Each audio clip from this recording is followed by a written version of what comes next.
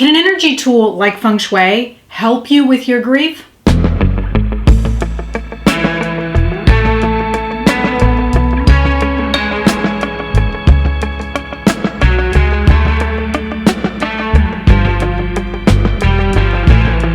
Hey everyone, welcome to the channel. My name is Amanda Gates, and I wanted to come on here and share some information about energy medicine, aka Feng Shui, and how we can utilize a tool like Feng Shui to help us get through grief.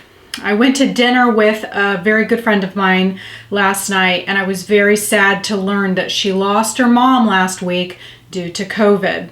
And I could see that she was struggling with it. Obviously, last year astrologer Sharita Starr and I, we did a fantastic workshop. I think we did it in April or May of 2020. And we talked about how difficult the astrology of 2020 really was. And I kind of coined it the year of grief. And we really honed in on that workshop on how to really deal with the grief. And I remember a lot of people coming at us going, wait, what are you talking about? Grief? Like, we're dealing with a pandemic. There's no grief. And then all of a sudden, all this stuff started coming out where people were losing their jobs, people were being forced to move, people were passing away, and people were being diagnosed with, crazy illnesses. Sharita's own spouse was diagnosed with cancer. It was completely out of the blue. So I have a lot of friends and family in my life where things just like blindsided them, and it really hit the heart center. So I actually did a talk about 2 or 3 years ago at a conference here in Nashville on this very subject. I talked about grief and how we can utilize the tools of energy and Feng Shui in our environment to help us. How can we manage our heart center? How can we manage our chi and cultivate it when we really don't feel like it? Grief is a really nasty beast.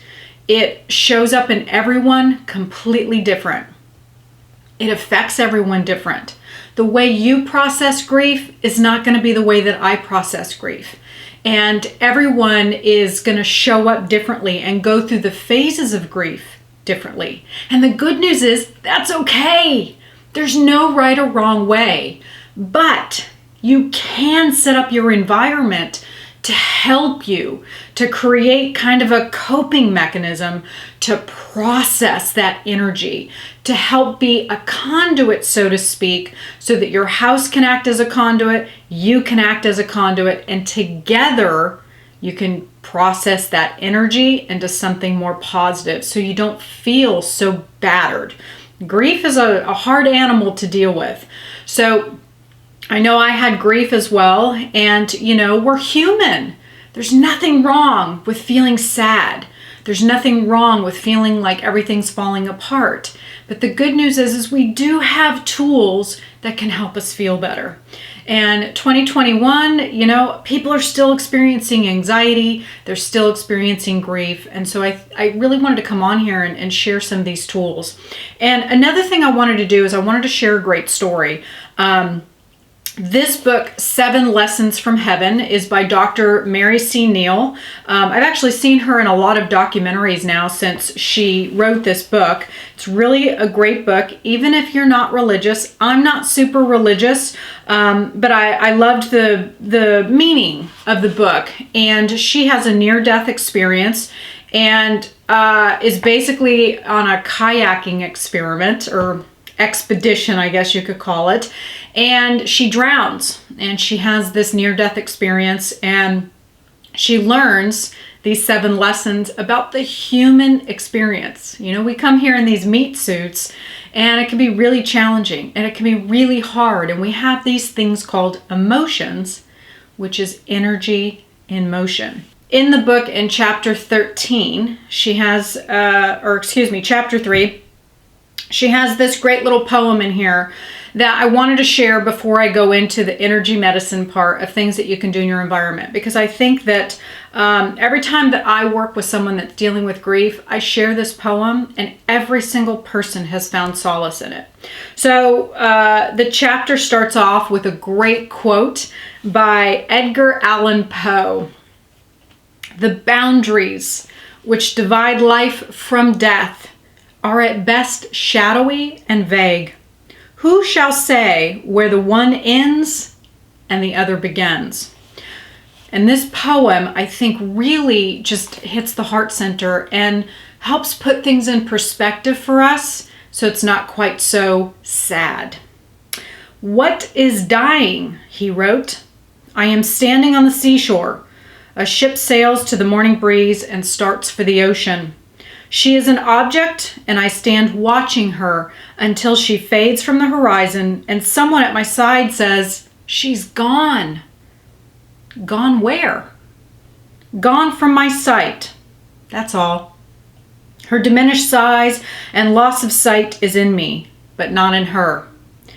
But just at the moment when someone at my side says, 'Oh God, she's gone,' there are others on the other side, yelling, shouting, so happy, 'Here she comes.' And that is dying." So again, 7 lessons of heaven. I think that's such a beautiful story because on one side you have loss and on the other side you have joy. So I think it's a beautiful way to look at the grieving process and really find solace in the process, and find solace in the fact that the person that you lose, whatever you're grieving, it didn't go away. If you did lose someone, they're just right around the corner. They're still there. They haven't gone anywhere. You just can't see them. Maybe you can.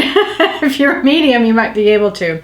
But I wanted to share, I actually did a talk of 9 things on grief. I'm going to share this talk fully in my Patreon channel, or on my Patreon channel. So if you do sign up, you'll get all these. But I'm going to share 3 of them with you here today.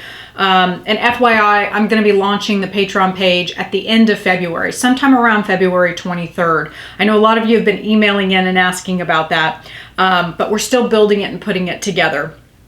But here are 3 things. Pay attention. If you're really at that, beginning stages of grief and it's very, very raw, I would say within the first year to 18 months, make sure that the path to your bedroom is very, very clear. Make sure it's lit well. Our bedroom is our place where we let go of and release a lot of emotion. So if the pathway to your bedroom is cluttered, if it's not lit well, if it's difficult, that really can affect your chi and your energy. And by the time you get to your bedroom, can just really make those emotions not feel good at all. It can really make them feel icky. Number 2, once you get to that bedroom, make sure that your bed is in command. That means that you can see the door. That's really, really good for your energy system, because if you're not in command, you're going to be anxious, you're going to experience mood swings, you're going to feel depressed. And guess what grief does to you? All of those things. So make sure you're in command. And my 3rd tip, add potted plants around your home, whether it's next to windows, maybe it's in the kitchen, maybe it's in your bathroom. Plants add vitality. They have a vital, strong chi to them, and caring for them can actually uplift your chi. It can make you feel better. So add those around your home. Add that life and vitality and good juju. They've got really great chi, so they can really uplift you and give you a sense of purpose. You can feel really lost and you can feel like you're wandering around when you're really in that soup of grief. And so tending to a plant, although it seems really simple, can move mountains for a lot of people. I've actually given this to a lot of clients and it's been phenomenal in helping boost their heart center. So I hope that this helps. Again, I'll be doing this full talk inside my Patreon page. I've got 9 full tips and I've got some other things. I've got a wonderful poem just around the corner that I'll also be sharing, and just how to manage grief. It can really exhaust and wipe our chi out. It can cause a lot of adrenal fatigue. It can affect our parasympathetic nervous system. And so there's a lot of biological stuff that occurs when we're dealing with grief, and that can be really hard on our energy system. So if we can boost our energy with the energy of our environment, it's just going to help you that much more. Make sense? All right, everyone. Thank you so much for joining me on my channel today. My name is Amanda Gates, and I hope that you're not experiencing grief in your life, but if you are, hopefully these tips can help you. If you have questions or comments, you can leave those below. And hey, trust the vibe, because the energy never lies.